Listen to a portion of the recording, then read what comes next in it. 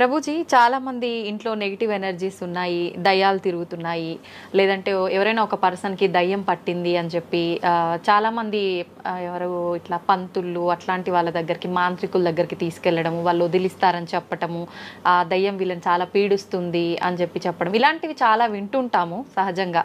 ఇదంతా నిజమే అంటారా ప్రభుజీ? అసలు దయ్యాలు అనేవి ఉన్నాయంటారా? ఆత్మలు, దయ్యాలు ఇవన్నీ ఉన్నాయండి. అది లేవు అని చెప్పలేము, ఉన్నాయి తప్పకుండా. ఎలా అయితే మీరు నెగిటివ్ ఎనర్జీ అంటారు కదా, నెగిటివ్ ఎనర్జీ ఎక్కడికి వస్తుందో తెలుసా అండి? నెగిటివ్ పీపుల్ దగ్గరికి వస్తుంది. ఎవరైతే ఎమోషనల్గా, ఎవరైతే స్పిరిచువల్గా, ఎవరైతే ఫిజికల్గా వర్నలబుల్గా ఉంటారో వాళ్ళ దగ్గరికి వస్తుంది. ఎవరైతే ఇంట్లో భగవద్ ఆరాధన ఉండదో, పూజ రూమ్లో ఏమీ లేకుండా చాలామంది, ఇప్పుడు మాకు చాలా విచిత్రం అనిపిస్తుంది కొన్నిసార్లు.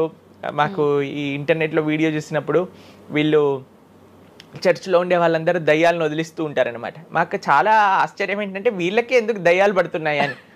కాబట్టి ఎందుకు దయ్యాలు ఎవరైతే పర్సనాలిటీస్లోకి వెళ్తాయో తెలుసా అండి? ఎవరైతే క్లీన్లీనెస్ మెయింటైన్ చేయరో, ఓకే, ఎవరైతే సమయానికి స్నానం చేయటం కానీ, సమయానికి శుచిగా శుభ్రంగా ఇల్లు శుభ్రంగా ఉంచుకోవటం కానీ, దేవాలయంలో భగవంతుడి యొక్క మూర్తులకి చక్కగా ఆరాధన చేసి ధూపం, దీపం, నైవేద్యం, తోరణం, ఉత్సవాలు, పండగలు, యజ్ఞాది యాగాదులు ఇవన్నీ ఉన్న చోట ఎప్పటికీ నెగిటివ్ ఎనర్జీ అనేది ప్రవేశించలేదు.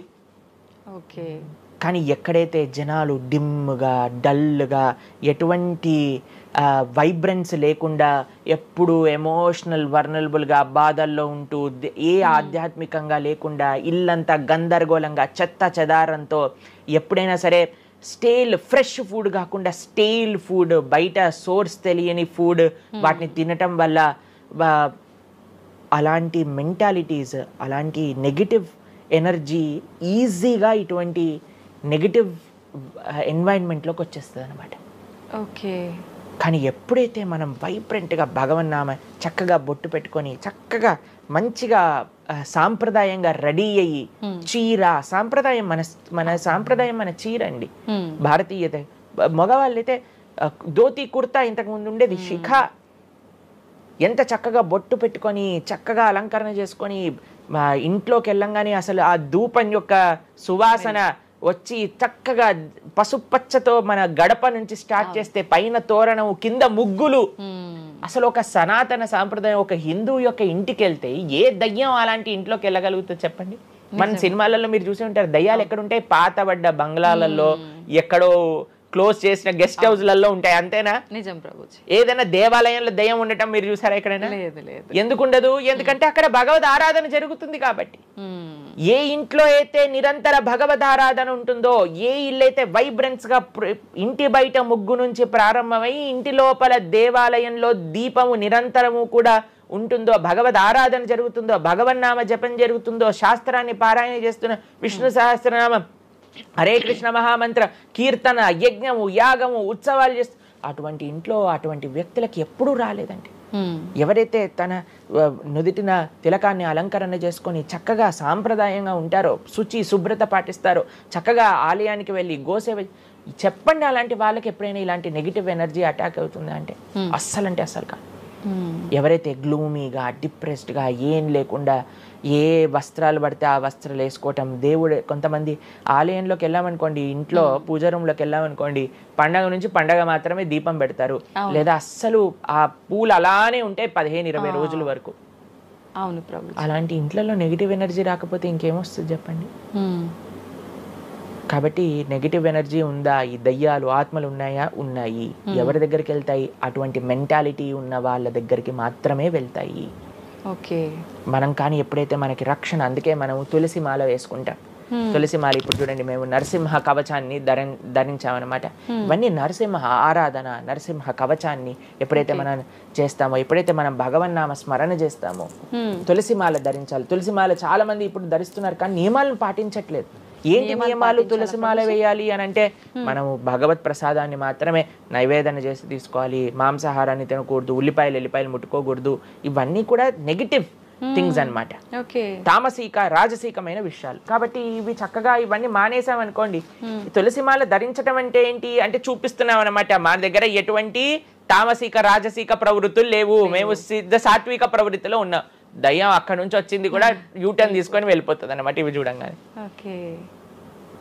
కాబట్టి అది చాలా ముఖ్యం. ఎప్పుడైతే మన ఆచరణ బాగుంటుందో, ఎప్పుడైతే మనం ధార్మికంగా ఉంటామో, ఎప్పుడైతే భగవద్భక్తులై ఉంటామో, ఏ నెగిటివ్ ఎనర్జీ మనల్ని ఏం చేయలేదు.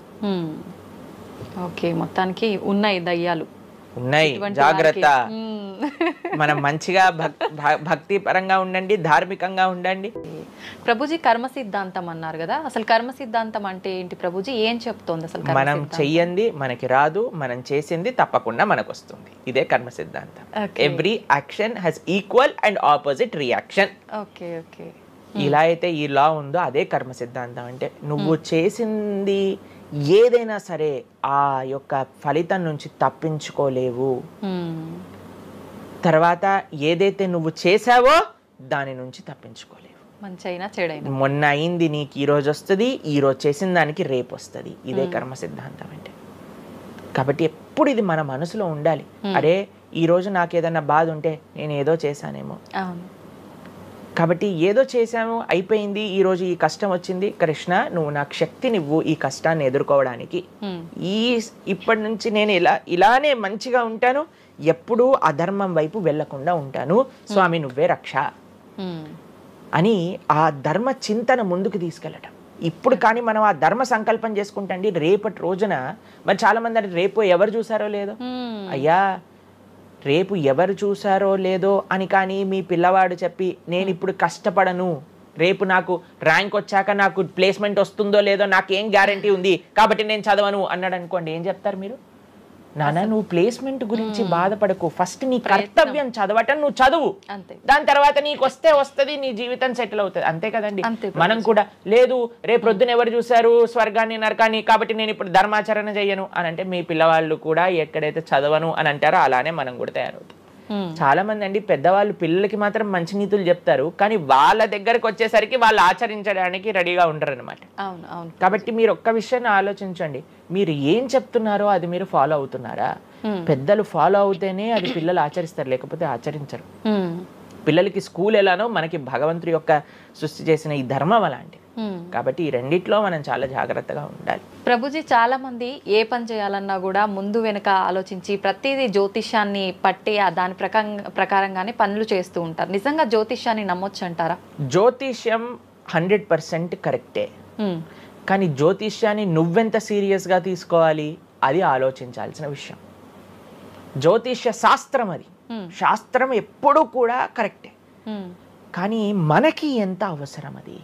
ప్రతిరోజు ప్రొద్దున లేవంగానే రాశి ఫలాలు ఏమైపోయాయి అని కొంతమంది చదువుతూ ఉంటారు. ప్రతి చిన్న విషయానికి ఈ రోజు ఏమైంది, ఈ రోజు ఎలా ఉంది, ఆ రోజు ఎలా ఉంది, సండే పేపర్లో వచ్చింది, ఇంకా ఈ వారం ఎలా ఉండబోతుంది, ఇవన్నీ నీకు అవసరం లేదయ్యా. నువ్వు ధర్మాచరణ చెయ్యి, భగవంతుడి పట్ల నమ్మకం పెట్టుకో, ఆయన చూసుకుంటాడు. భక్తులు ఎవరు కూడా అలాంటి విషయాలని సీరియస్గా తీసుకోరండి. ఎందుకంటే బృందావనంలో ఒక భక్తులు ఉన్నారనమాట. ఆయన అంటారు, మొత్తం అన్ని గ్రహాలు నీకు అనుకూలంగా ఉండి నువ్వు కృష్ణ భక్తుడివి కానీ అవ్వకపోతే అన్ని గ్రహాలు అనుకూలంగా ఉండి నీకేం లాభం. తర్వాత అంటాడు, అన్ని గ్రహాలు ప్రతికూలంగా ఉండి కానీ నువ్వు కృష్ణ భక్తుడు అయితే ఏవి నిన్ను ఏం చేయలేవు. ఎందుకంటే భగవంతుడు అలాంటి రక్షణ ఇస్తాడనమాట. మనకి భగవంతుడి దగ్గర ఆ శక్తి ఉన్నది. కాబట్టి మనము దేన్ని ఎంత సీరియస్గా తీసుకోవాలి? మనకి కావాల్సినది ఆధ్యాత్మికత, భక్తి.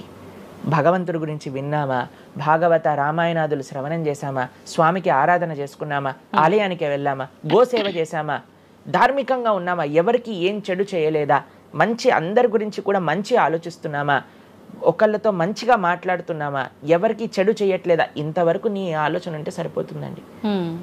ఈ ధర్మచింతన మనకు కావాలి. అంతేకాని ఏమవుతుంది, నా రాసి ఏంటి, ఇదేంటి, ఇప్పుడు అంత పిచ్చి జనాలకి ఎలా పెరిగిపోయిందంటే ఒకళ్ళు అంటారు ఈ ఉంగరం పెట్టుకోమంటారు, ఒకళ్ళు అంటారు ఇలా నీ పేరు రాయి అంటారు, ఒకళ్ళు అంటారు నీ పేరులో ఏ ఏ ఏ ఏ ఎక్స్ట్రా రాయమంటారు.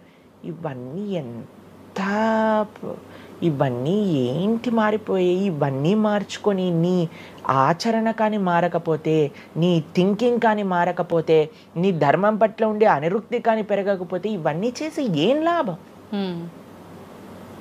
కాబట్టి మనం ఎసెన్స్ ఆఫ్ ధర్మ భగవంతుడి ఆరాధన. సవై పుంసాం పరో ధర్మో యతో భక్తిర్ అదోక్షజే. అటువంటి స్వామిని ఆశ్రయించటంలో మన టైం పెట్టాలి, కానీ ఇలాంటి చిన్న చిన్నవి చూసుకోవటం, వీటి కోసం మనం సమయాన్ని వేస్ట్ చేసుకోవటం మంచిది కాదు.